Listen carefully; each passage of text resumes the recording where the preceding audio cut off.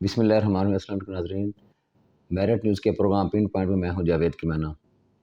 آج ہم بات کریں گے کہ دونوں بھائی جو اس وقت لندن میں تشریف فرما ہیں، وزیر اعظم شہباز شریف صاحب اور مسلم لیگ نون کے قائد میاں نواز شریف صاحب، ان کے درمیان کیا طے پایا ہے، اور جو باجوہ صاحب کے ایکسٹینشن کے بارے میں یا مارشل لا کے بارے میں جو افواہیں گردش کر رہی ہیں، ان کے اندر کس حد تک حقائق اور سچائی ہیں، اور تیسرا یہ کہ میاں صاحب نے کیا حتمی فیصلہ کیا اور شہباز شریف صاحب کو کس بات کے اوپر زور دے کر یہ کہا ہے کہ یہ کرنا ہے اور یہ نہیں کرنا۔ تو سب سے پہلے بات کرتے ہیں کہ کچھ سینئر صحافی جو ہیں ان کے تجزیے کے مطابق جنرل باجوہ صاحب کو کچھ عزیز لندن کے اندر مقیم تھے جو میاں نواز شریف صاحب کے ساتھ کو 2-3 آپشن ڈسکس کر رہے تھے، جس کے اندر ایک ایکسٹینشن کی تھی کہ جون تک ایکسٹینشن دی جائے باجوہ صاحب کو، اور جون کے اندر جو ہے وہ حکومت بھی جائے اور باجوہ صاحب جو ہیں وہ بھی ریٹائرڈ ہو جائیں اور ان کی ایکسٹینشن ختم ہو جائے۔ دوسرا جو پلان تھا وہ یہ تھا کہ زیادہ نہیں تو اپریل تک جو ہے وہ ایکسٹینشن دی جائے اور اپریل کے اندر ہی حکومت ختم ہو جائے۔ یعنی دونوں صورتوں کے اندر جو تھا وہ اپریل ہوتا یا جون ہوتا، یہ جو موجودہ حکومت ہے اس کو ختم کیا جاتا، یہ سیٹ اپ ختم ہو جاتا اور انٹرم سیٹ اپ آ جاتا، اور ساتھ ایک آپشن ان کی تسلی کے لیے یہ بھی دی گئی تھی کہ آپ اپنا وائس آرمی چیف جو ہے وہ تعینات کر لیں۔ اس کا نام بھی باجوہ صاحب کی طرف سے دیا گیا تھا، مبینہ طور پہ ہم کہہ لیتے وہ زیادہ بہتر ہے کہ جب باجوہ صاحب ریٹائرڈ ہوں گے تو اس کے بعد وہ جو وائس آرمی چیف ہوں گے وہی آرمی چیف بن جائیں گے، اور اس کے ساتھ آپ اپنا chairman joint chief of staff committee جو ہے وہ بھی اناؤنس کر دیں، تو اس کا نوٹیفیکیشن نکال دیں۔ تیسری صورت یہ ہے کہ اگر یہ دونوں صورتوں میں مذاکرات فائنل نہیں ہوتے تو پھر یہ مارشل لا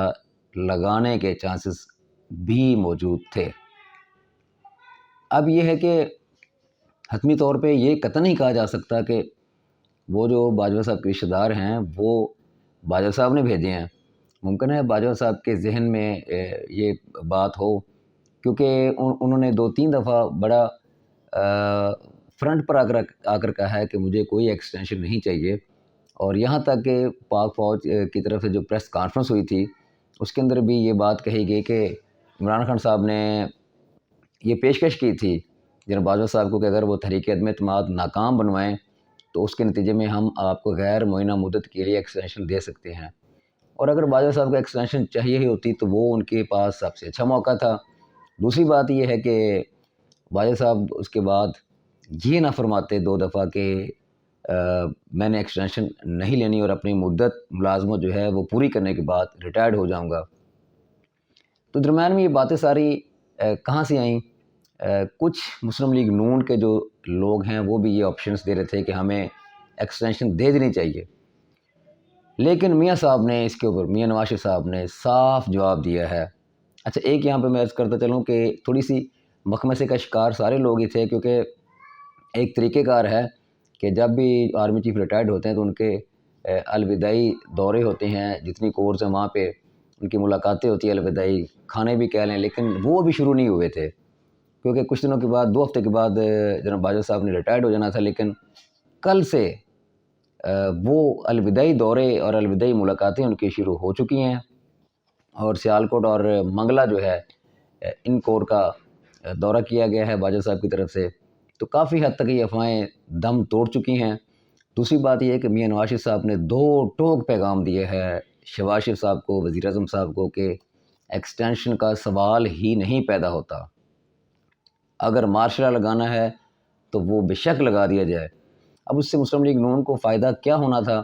اگر مارشل لگتا تو اس کا فائدہ یہ تھا کہ وہ ایک مسلم لیگ نون کے رہنما نے میاں صاحب کو بات بھی کی کہ اگر مارشل لا لگ جاتا ہے تو یہ ہمارے لیے ملیریا کے مترادف ہوگا، اور اگر ہمیں فوری طور پہ یا 4 ماہ کے بعد یا 6 ماہ کے بعد الیکشنز کے اندر جانا پڑا تو وہ ہمارے لیے کینسر کے مترادف ہے، کیونکہ کوئی ڈیلیور تو کیا نہیں ہوا،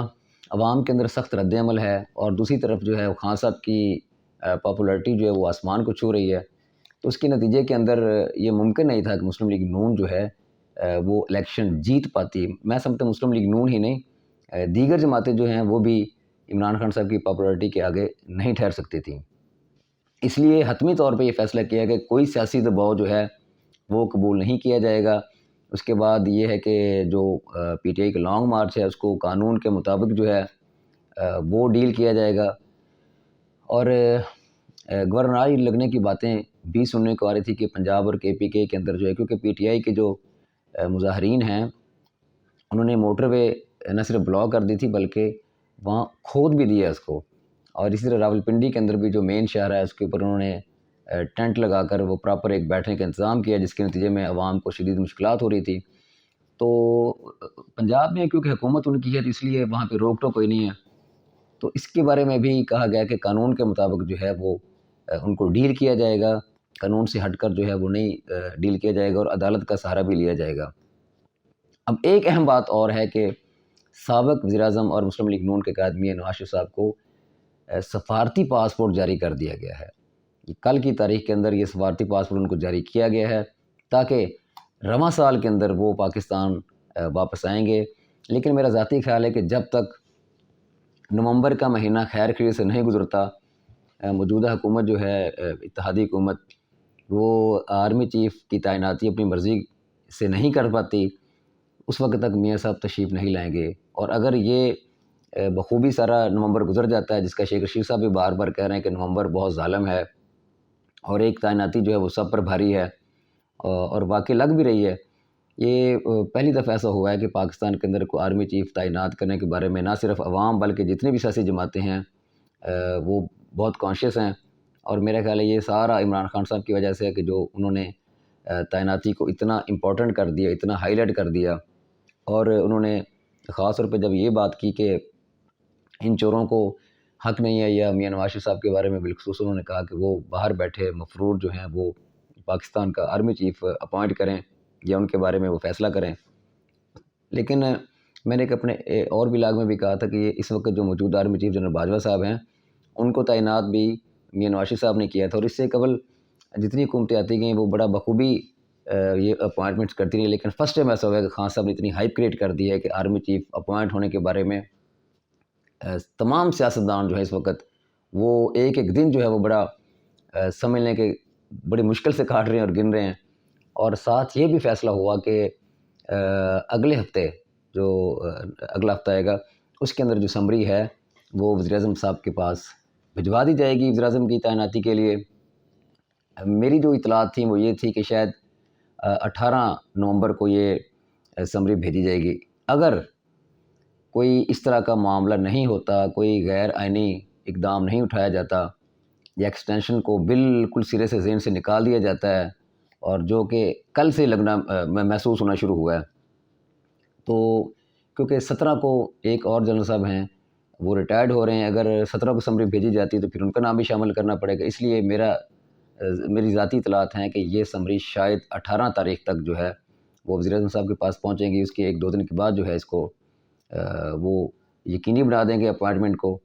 اور اس کے بعد یہ کچھ دن کے بعد ڈکلیئر کر دیں گے، اور پھر یہ سمری جو ہے یہ صدر پاکستان جناب عارف علوی صاحب کے پاس جائے گی، جہاں پر بھی کچھ خدشات موجود ہیں کہ غالباً عمران خان صاحب نے ان کو ہدایت کی ہیں کہ وہ ان دنوں میں یا تو عمرے پہ چلے جائیں یا چھٹی پہ چلے جائیں اور سمری پہ سگنیچر نہ کریں، جس کے نتیجے میں حکومت نے پلان بھی یہ بنایا ہوا تھا کہ چیئرمین سینٹ جو ہیں ان کے پاس صدر پاکستان کا قائم مقام عہدہ ہوتا ہے تو وہ دستخط کر دیں گے، لیکن عمران خان صاحب کی اگر ہدایت پر من و عن جو ہے وہ صدر پاکستان عارف علوی صاحب عمل کرتے ہیں تو پاکستان کے اندر ایک پھر نیا آئینی بحران جو کہ اداروں کے حوالے سے وہ شروع ہو جائے گا۔ لیکن میں نہیں سمجھتا کہ ایسا ہوگا، کیونکہ صدر مملکت جو ہوتے ہیں